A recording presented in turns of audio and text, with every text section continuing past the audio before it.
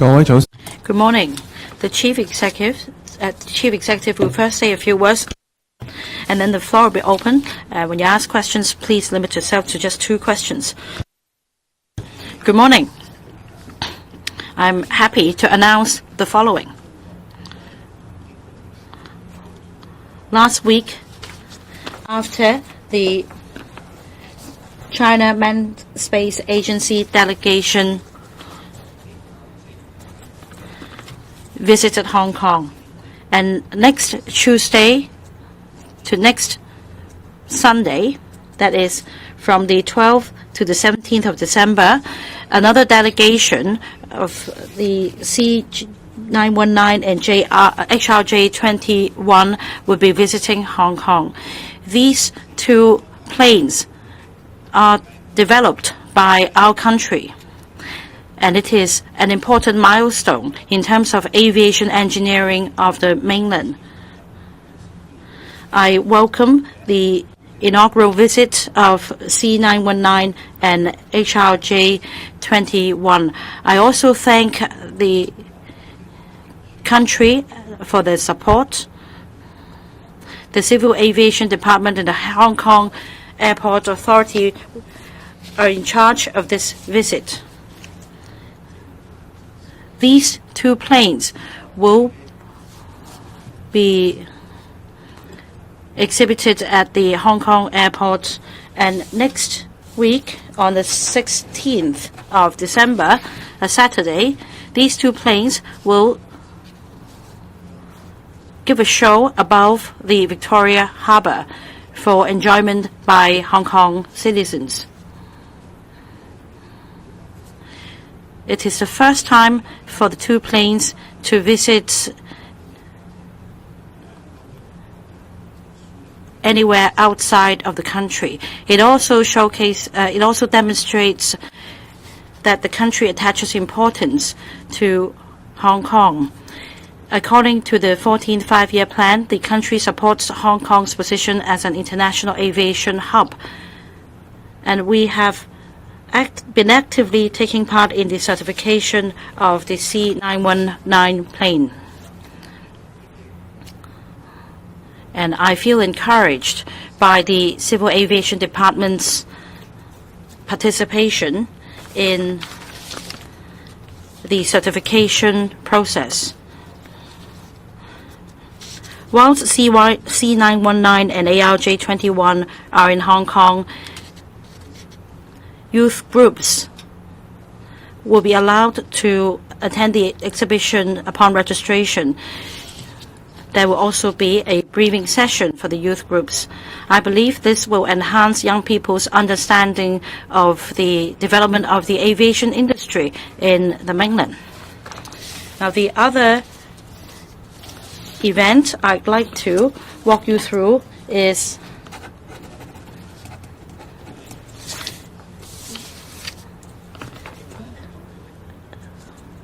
an event called Priority Asia Summit, held by the FII, Future Investment Institute of Saudi Arabia. I welcome this event. Political and economic leaders, as well as investors, will be coming to Hong Kong to attend the Future Investment Initiative. And they will be discussing how we will meet the global challenge against a backdrop of economic uncertainties.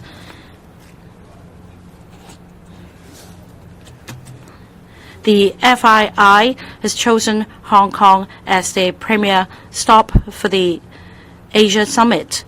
It also shows how much importance the FII attaches to Hong Kong as the connector.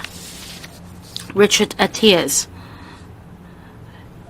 the chief executive of FII, told the media that Hong Kong has returned to its vibrancy, and Hong Kong is the best gateway to Asia. Now, a number of international events will be held in December to promote our 8 positions. For example, there is a series of events that will take place starting from Hong Kong, including one called the Asia INT Oscar Award. There is also another major event relating to the insurance sector. Last week, an internationally renowned fashion brand held a hugely successful fashion show in Tsim Sha Tsui Promenade, using the nightscape and Victoria Harbour as the backdrop. This fashion show demonstrates Hong Kong's position as an international city. It also showcases our charm as well as our importance to the global stage.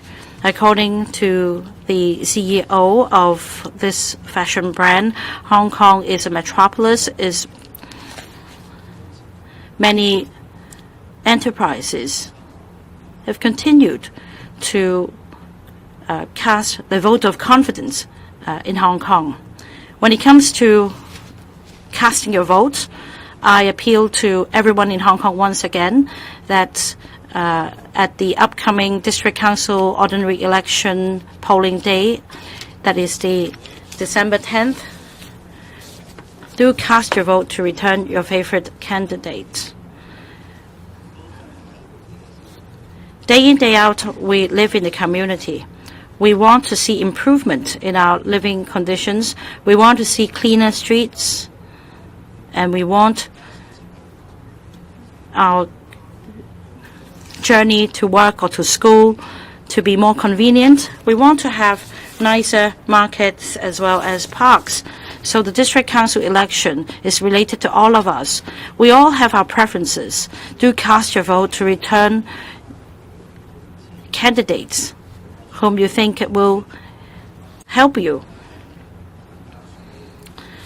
In fact, street booths, election forums have been held in the past week to canvass support from electors. This Saturday, December the 9th, the government will hold the District Council Election Fund Day. Apart from events being held at various waterfront promenades, government venues and museums will also be open for free admission. A major outdoor concert will be held at the West Kowloon Cultural District. 7 media outlets will be broadcasting this concert live. At Sharton Park and another location, satellite venues will be set up. These venues will be used to broadcast the outdoor concert at WKCD. There will also be other performance shows and events.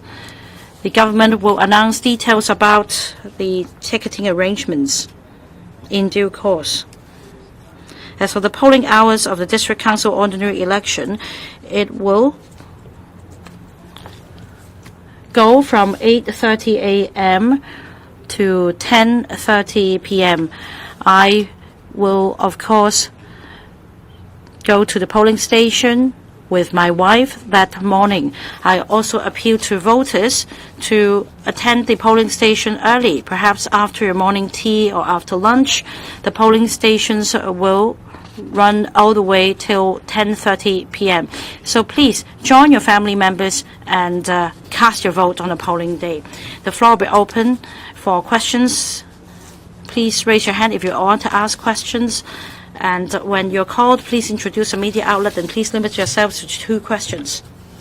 The gentleman at the front. Good morning, Chief Executive. I'm from Cable TV. I'd like to ask about Agnes Chow. She said the conditions for her to leave Hong Kong is that she has to become accompanied by national security officers to Shenzhen. Can you confirm that this had happened, and based on which law or power that the national security officers were able to do that? And do you apply the same conditions to other people on bail? My second question is about the Social Welfare Department subsidizing social welfare organizations to provide coach services to accompany elderly people to cast their vote on the election day. Will there be mechanism for the government to ensure that the election is held in a fair and impartial manner? Thank you. The SAR government would spare no effort to hunt anyone who has endangered national security.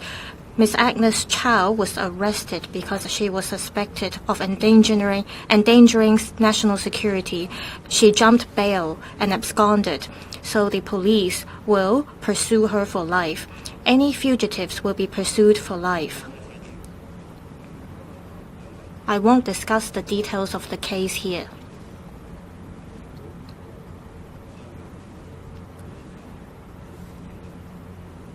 As we pursue the relevant fugitives, whether the relevant information will be used as evidence, I'll leave it for the police to decide.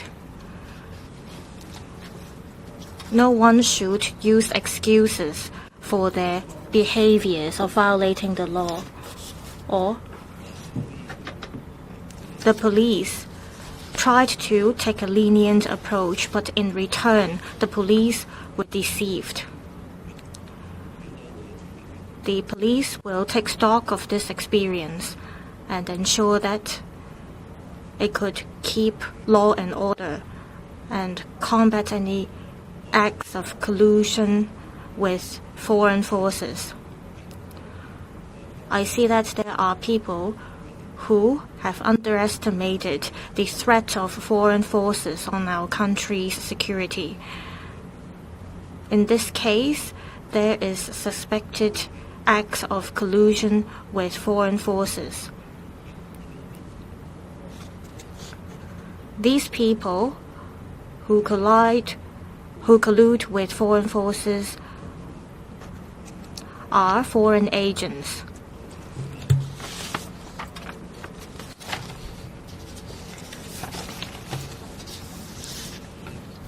They interfere or meddle with Hong Kong's affairs.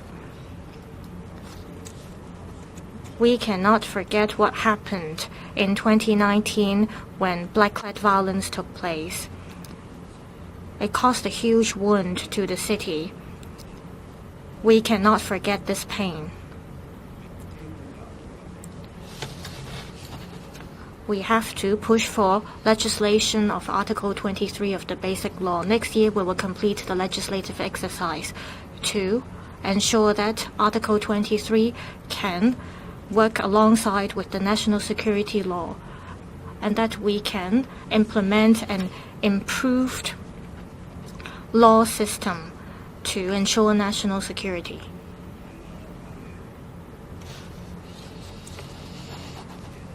Also, on the question of provision of coach services to people who would like to cast their vote,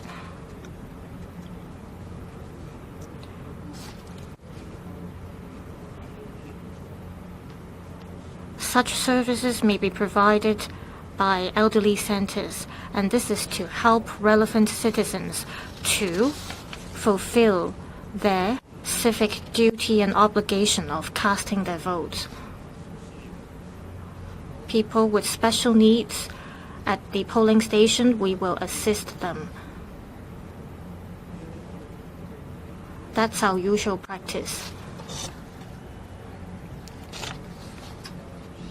These arrangements will not affect the voting behavior of electors or their choices or preferences.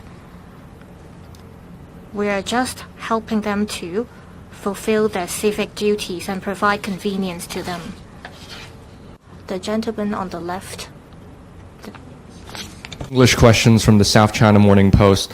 With the first question regarding the case of Agnes Chow, can the government confirm that a repentance letter and a trip to the mainland were used as conditions for Chow to leave the city? How would the government see criticisms about authorities bringing the measure adopted in the mainland to Hong Kong? And would this be a norm among national security law offenders? With regards to the district council election, the government over the past week has been rolling out various measures to publicize the polls.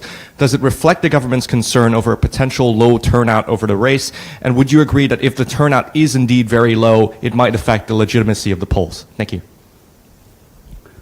The Hong Kong SL government will spare no effort in pursuing justice to bring fugitive offenders who are involved in endangering national security offenses to justice.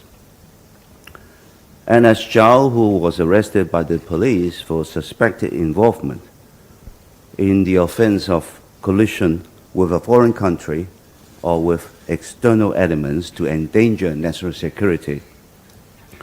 Now that she has claimed to plan to jump bail and abscond from Hong Kong, the police will do their utmost to pursue her, to arrest her. Fugitives will be pursued for life unless they turn themselves in. I do not intend to talk about the details of the case because when the fugitive is arrested, the details of the case will become evidence of the case. I'll leave that to the law enforcement agencies.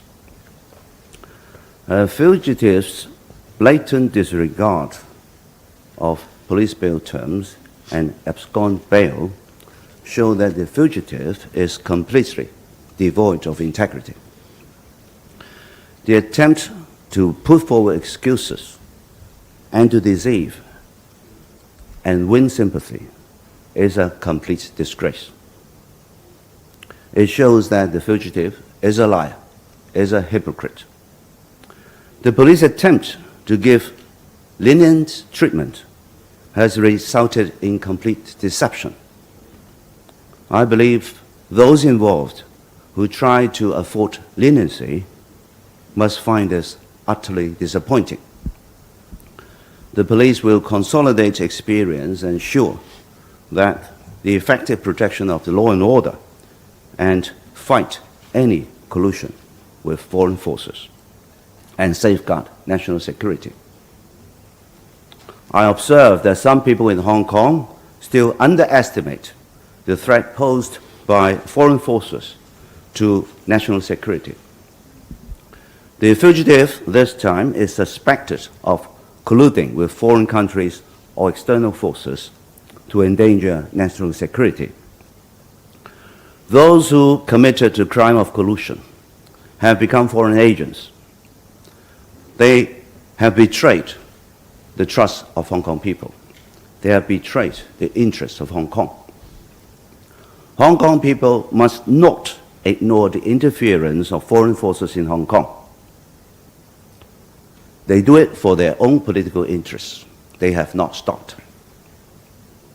Hong Kong must not forget the pain that we all had, despite the fact the wounds of the 2019 riots and violence have somehow healed, but the pain should remain in our memory. Therefore, the legislative exercise for Article 23 of the Basic Law must proceed with our full strength. The legislative exercise will be completed next year to ensure that Article 23 legislation that we then enact, together with the Hong Kong National Security Law, will form a solid national security legal system to improve the overall legal and enforcement mechanism to safeguard national security. As regards the election on the coming Sunday, 10th of December, it is an important election because district council members will be serving those who live in that district. Each one of us live in one of those 18 districts.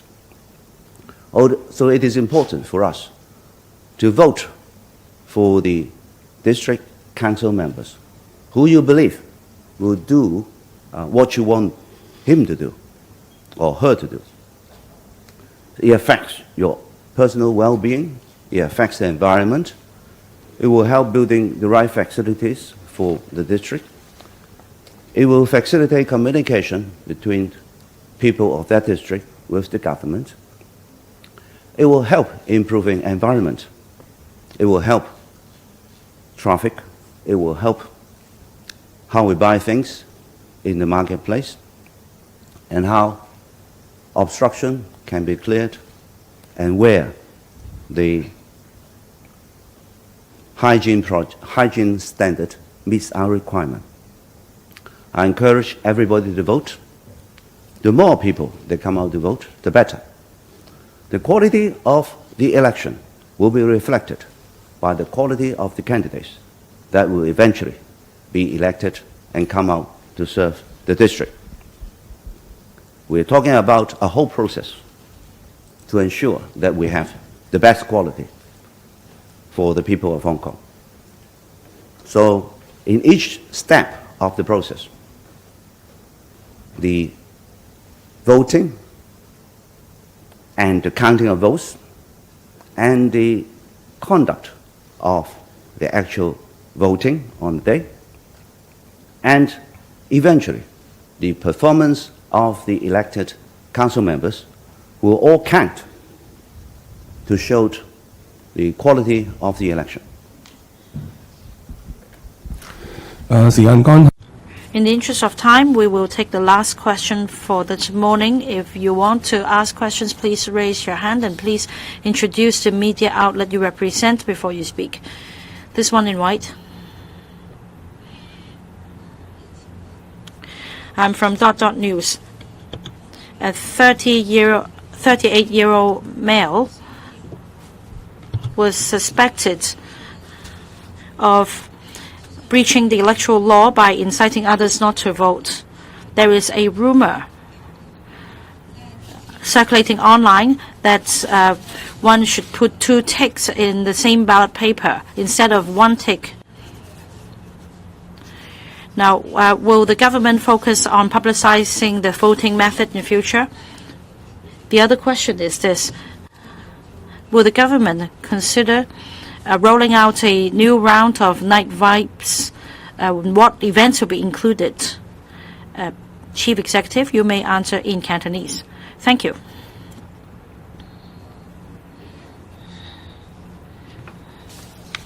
Anyone inciting another person to cast an invalid vote or not to vote is in breach of the electoral law. The law enforcement agency, that is the ICAC, will take rigorous enforcement action. Let me warn anyone who'd like to sabotage this election once again of this fact. I also remind every voter to fulfill their civic duty and cast your vote to return your favorite candidate, because they relate to your day-to-day activities in the community. Anyone who incites another person not to vote or cast an invalid vote will be in breach of the law.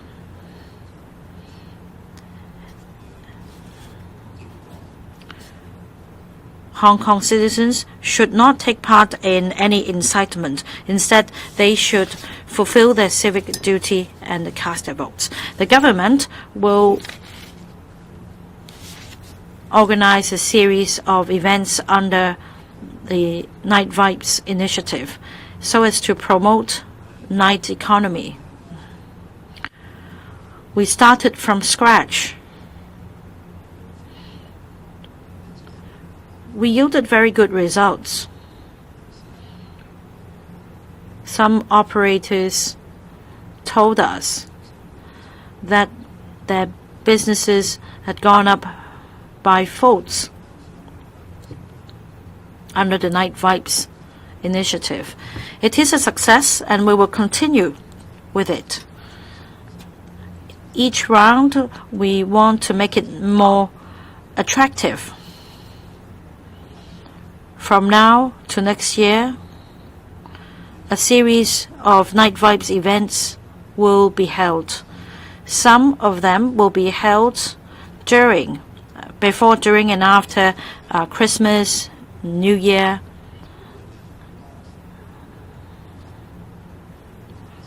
Leveraging on the favorable atmosphere, we'd like to encourage members of the public to actively participate in the Night Vibes events.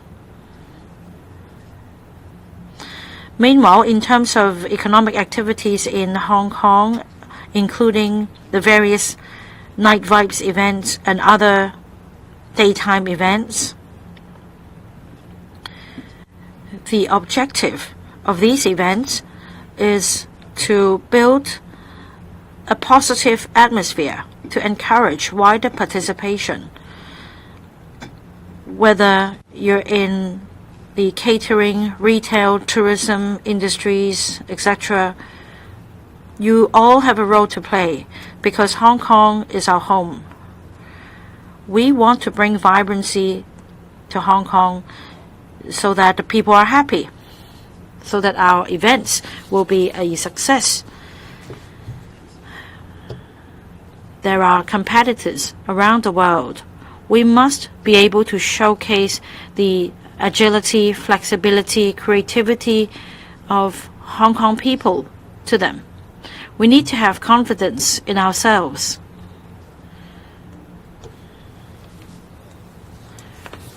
We're on long-term competition with others, and we need to be able to show others that Hong Kong is an attractive place.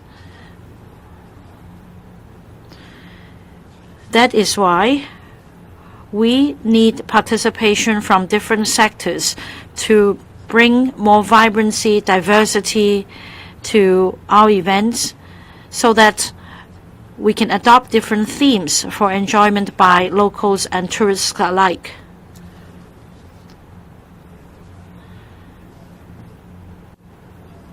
We need to consider how we can enhance our services, how we can be more hospitable to tourists to give them the best experience.